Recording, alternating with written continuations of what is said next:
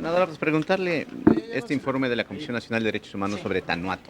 Sí, bueno, lo que evidencia este informe de la Comisión Nacional de los Derechos Humanos es que estamos surgidos en el país en tener una ley general del uso legítimo de la fuerza pública. Nos parece que ya lo que se ha evidenciado es que no podemos seguir enfrentando desde las fuerzas policiales a distintos grupos que en este caso evidentemente todo indica son malhechores por las denuncias que se tenían de que estaban secuestrando personas en las carreteras y además el problema del propio rancho en donde se encontraban, que hay una denuncia de que este rancho también habían desalojado a sus dueños.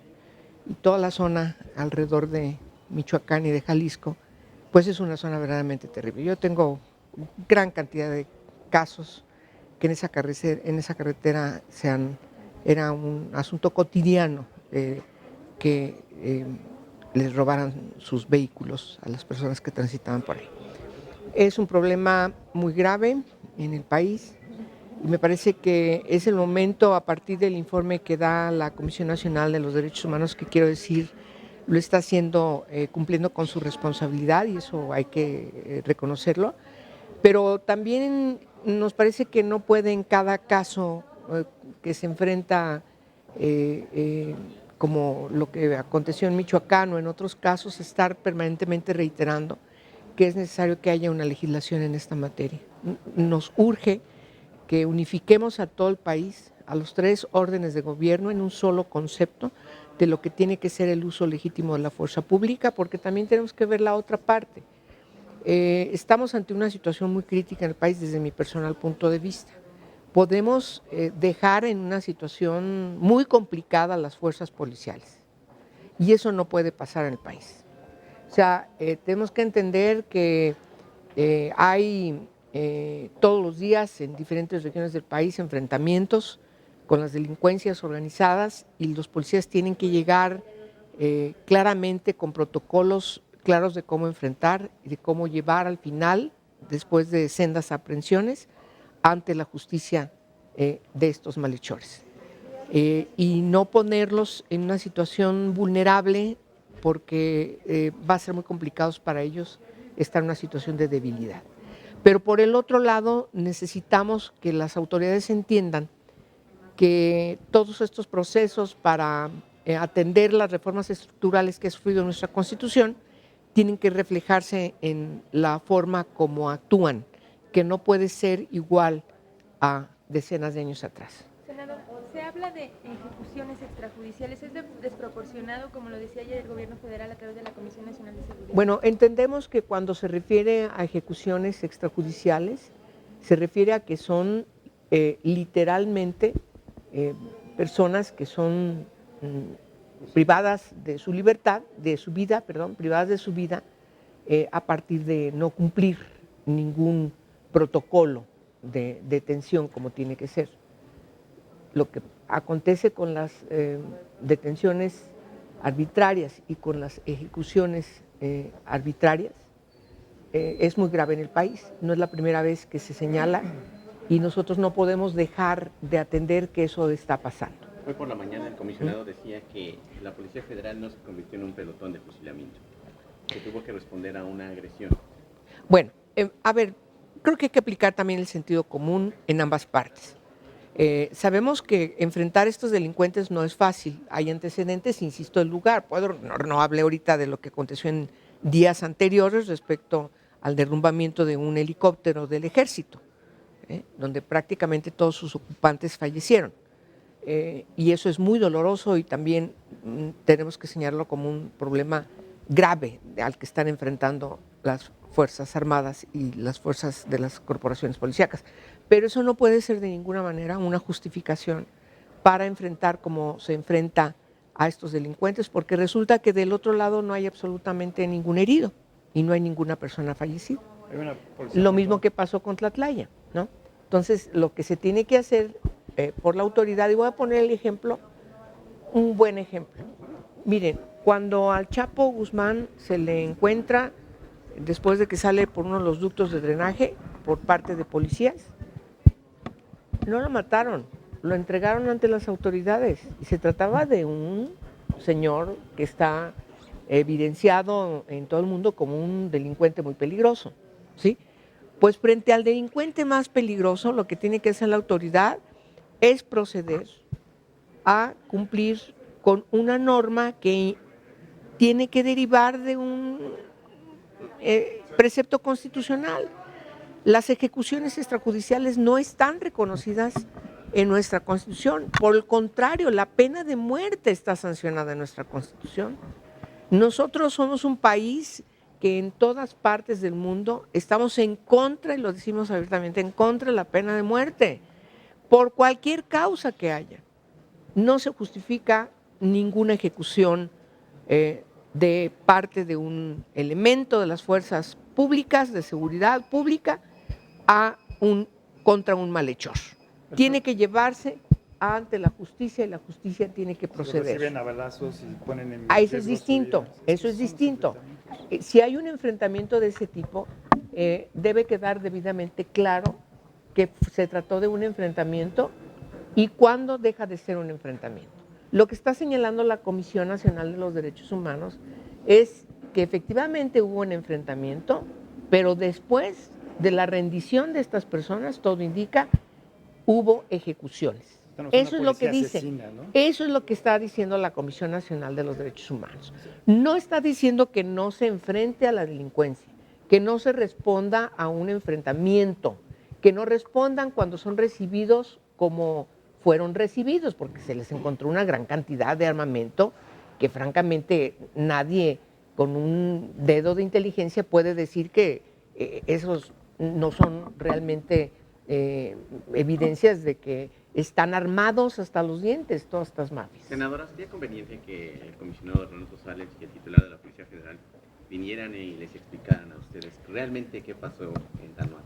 Yo creo que sí es importante que viniesen a una reunión de trabajo y también, además, para de una vez ponernos de acuerdo y tomar el toro por los cuernos. Nadie ha querido plantear y llevar ante el Pleno cuando menos una iniciativa en esta materia. Ya no es posible que sigamos dejando pasar un periodo ordinario y otro, y frente a un hecho, luego otro, recomendaciones van y vienen, no solamente la Comisión Nacional de los Derechos Humanos, también del ámbito interamericano, recomendaciones de Naciones Unidas, en el sentido de que México necesita una ley general del uso legítimo de la fuerza pública. Necesitamos hacerlo y ahí establecer, cuando se trata de un enfrentamiento, cómo proceder, A, B, C, D. Pero después de que se ha logrado que estas personas se rindan, también que sigue, A, B, C, D. Y quedar claramente establecidos en estas leyes, en esta ley, que tiene que normar, insisto, a los 3 órdenes de gobierno, necesariamente tiene que llevar a que la justicia entre después de que se finquen las debidas responsabilidades por parte de los policías ministeriales y se sigue el proceso como tiene que ser. Y en ese sentido nos parece importante también, porque hoy en la mañana en una discusión que tuve al respecto me decían, ¿y luego qué pasa con el Poder Judicial? Y yo también quiero decir, el Poder Judicial también tiene que participar en esta discusión, porque tenemos una gran cantidad de casos en donde de repente los amparos llueven y las personas que son detenidas pues salen. Y eso también es un mal, pésimo mensaje a la ciudadanía. Entonces yo creo que lo que tenemos que insistir es que prevalezca un Estado de Derecho donde sea respetado por todas y por todos.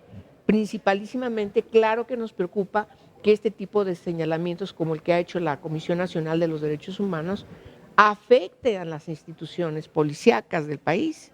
Entonces lo que hay que hacer es atender las recomendaciones, no prejuiciarse contra ellas, porque eso me parece que es un error. Entonces, a ver, ¿qué tenemos que hacer para que este tipo de cuestiones no se repitan? ¿Qué es lo que ha faltado? Yo insisto, y lo he dicho muchas veces, es ponernos a discutir lo que la Constitución hoy nos mandata y trascender de esta política de enfrentamiento al enemigo, ¿sí?, que es la seguridad nacional, al enfrentamiento del enemigo efectivamente, desde la seguridad pública, desde la seguridad humana, como lo señala la Constitución. Muy bien, senadora, Sí. gracias. Nada más una cuestión, porque ahora resulta que hay que pedirle perdón a los delincuentes, ¿no? No, a ver, no hay que pedirle perdón a los delincuentes, lo que hay que hacer es fincarle responsabilidades penales.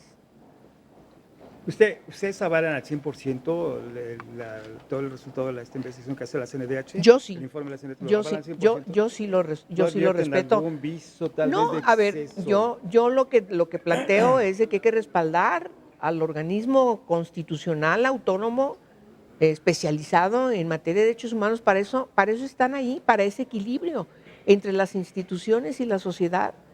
Ahora, las autoridades tienen todo el derecho, por supuesto, también de dar sus propias explicaciones e incluso, ¿por qué no?, eventualmente tener alguna diferencia con la CNDH. Bueno, por eso es importante trabajar con las instituciones, inclusive con la propia Comisión Nacional de los Derechos Humanos, y me parece que el ámbito para trabajarlo propicio, ideal, es precisamente el Senado de la República, y particularmente yo lo voy a plantear ante la Comisión de Derechos Humanos para ir construyendo, porque lo que nosotros necesitamos en el país es construcción también de leyes, pero también de mecanismos que nos lleven a la paz, a la tranquilidad y a la legalidad.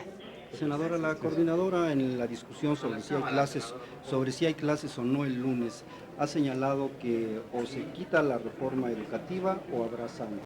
¿Cuál es su comentario? A ver, miren, en este foro que yo estoy ahorita, hubo un principio rector de los derechos humanos en el ambiente, y es el interés superior de la niñez. Es más, se habló también de otro principio que es el derecho de prioridad. Y Ricardo Bucio nos decía, hay que sentarnos a discutir qué quiere decir el derecho de prioridad que establece la Convención sobre Derechos de la Niñez y la ley en la materia. Y en ese sentido me parece que las niñas y los niños, en función del interés superior de la niñez y de que todo lo que se decida en favor de ellos sea prioritario, los niños y las niñas tienen que regresar a clases, tienen que llevar su ciclo escolar como está diseñado, porque si hay una falta en el cumplimiento del ciclo escolar, claro que les va a afectar en su derecho a la educación. Yo no estoy de acuerdo con que se dejen a las niñas y a los niños sin clases. Que es muy legítimo o no, podemos estar de acuerdo o no con lo que plantean los maestros, pero no puede estar el interés superior de los maestros por encima del interés superior de las niñas y los niños de nuestro país a tener educación pública. Son los niños y las niñas más desprotegidos, más abandonados, más pobres de nuestro país los que recurren a la educación pública. Y en ese sentido yo haría un llamamiento a los maestros para que, por favor, entiendan que parte de la vocación de ser maestro es efectivamente lograr que las niñas y los niños sean educados como lo establece la Constitución y como para lo que ellos también fueron formados, y no se deje a los niños y las niñas sin clases. Gracias, senadora. ¿Sí? Gracias. Gracias. Muy amable.